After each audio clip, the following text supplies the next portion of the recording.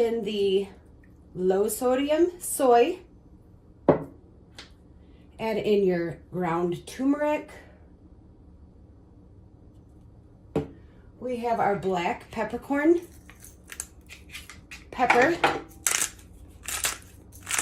Pepper is what makes the effects of the turmeric really come to life. We have our ground ginger.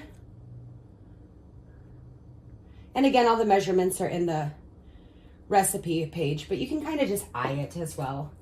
Add in your Italian seasoning.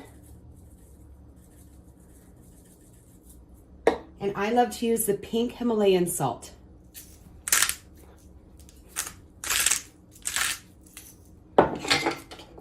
And you're just gonna toss those up.